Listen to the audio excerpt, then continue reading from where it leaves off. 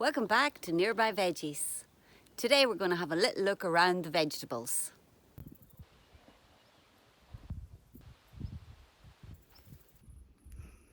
I made a map of our land. This is the veg garden.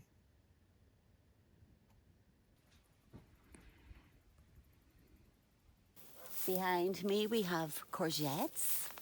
Many courgettes. This is ridiculous. I think that's going straight in the compost heap.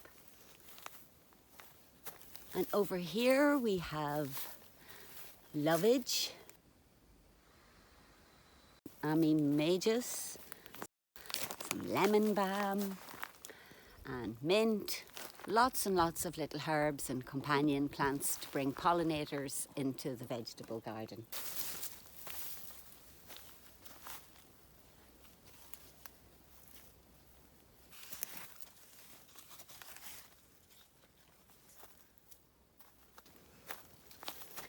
That's enough. I'll set this on the wall.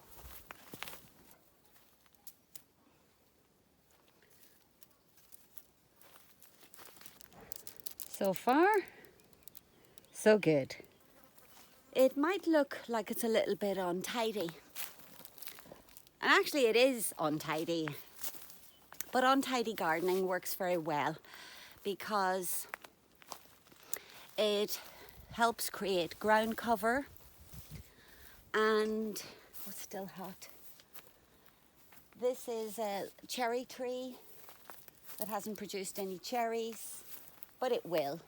And over here we have a big swathe of parsley. And as you can see right now, it's in the shade. And most of the day it stays in the shade because we have more trees. We step over this big wigwam of beans called Cherokee Trail of Tears, and they're used as eating beans when they're eating, and they're also a great shelling bean. Tomatoes here, some coriander seeds I'm saving. Well, most of them have landed on the ground, so they'll probably grow again. Our Florence fennel starting to bulb up very nicely. We have a few of those, and I've also sown a few more seeds to plant shortly. Some of the peppers are getting really big. I love these great big seed heads of leeks. Did you know that in Porto in June, I think it's the 24th of June, there's a festival where they all run around the streets and they hit each other with hammers, plastic hammers. But originally they used to hit each other on the head with big leek heads. I just missed that. I'm going to go next year. So if you want to go, grow some leeks that are going to be ready with big seed heads in June. Some cosmos, some very tall cosmos that are taller than me. I have never grown cosmos this tall in my life. And some dill seeds, or dill flowers to turn to seed.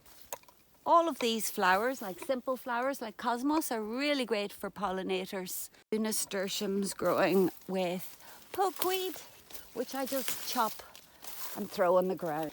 The lemon tree, which produced 3 lemons last year, has an absolute abundance of lemons for next year. We have a ground cherry. This kind of spreads everywhere. I suppose the clue's in the name, ground cherry.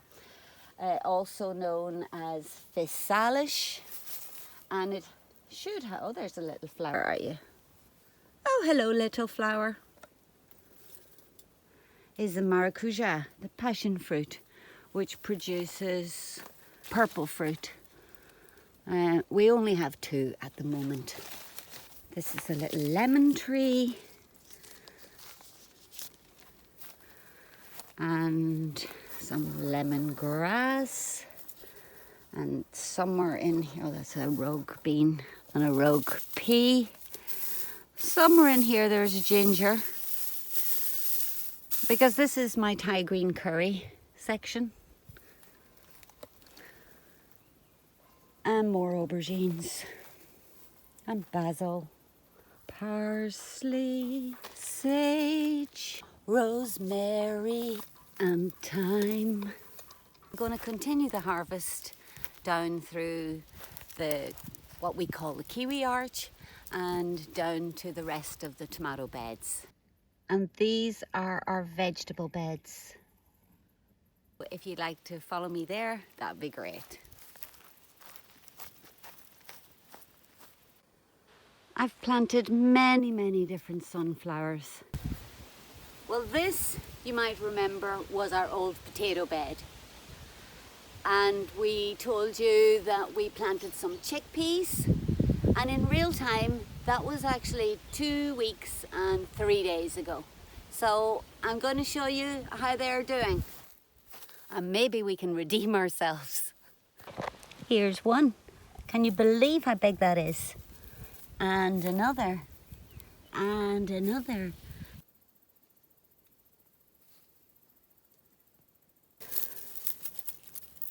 Pop those in my basket.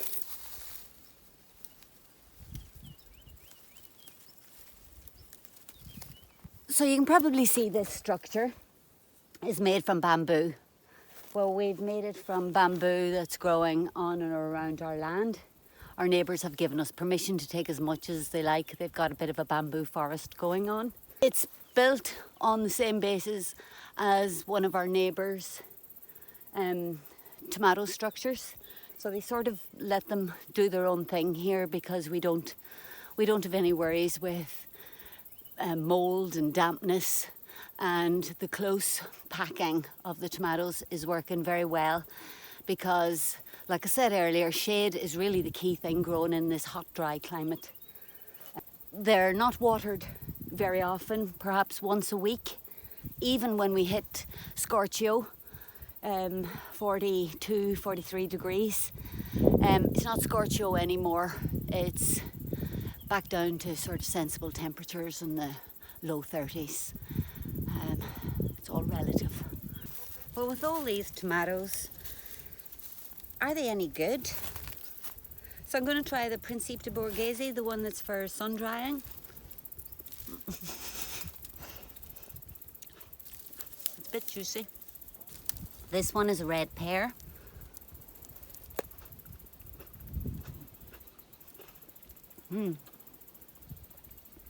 That's got a little bit more tang. A round one, which I can't remember.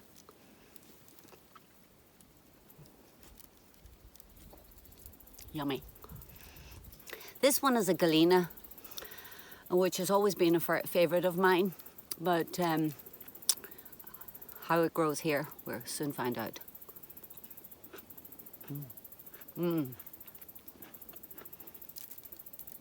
Still fabulous. Sort of sweet, sour, juicy, but not too seedy. I'm going to keep on picking and see what we've got, and I think Dan needs to speed up the completion of that solar dehydrator. If you've liked what you've seen so far, remember to hit that subscribe button.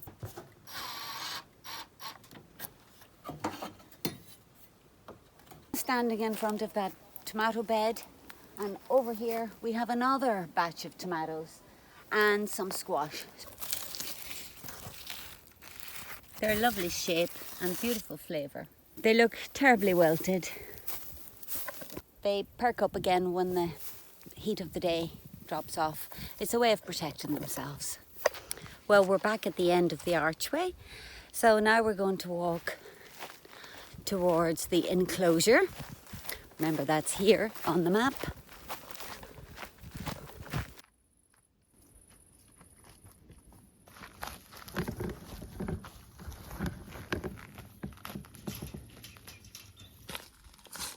They're edible beans.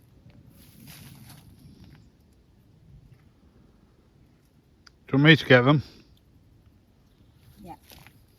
Oh, there's loads around that side, down there, loads of them, all on this side.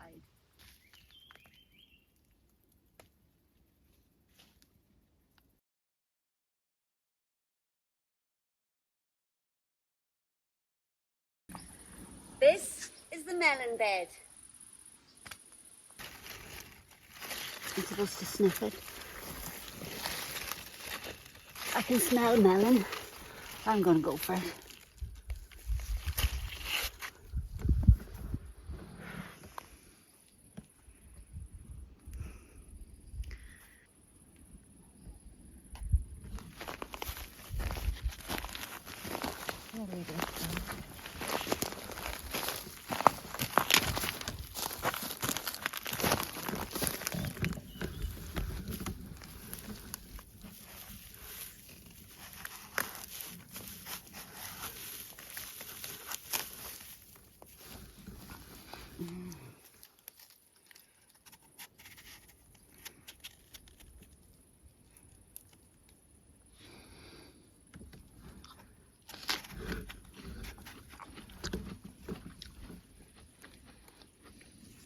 Is it ready?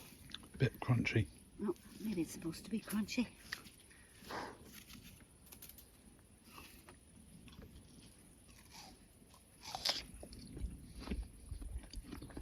Nearly. Very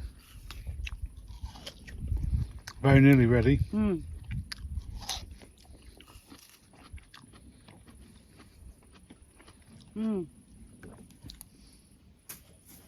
Edible though. Have another bit, please. From me and my magnificent melons, giant beanstalks, we'll see you next week. I almost forgot. How much land do we have?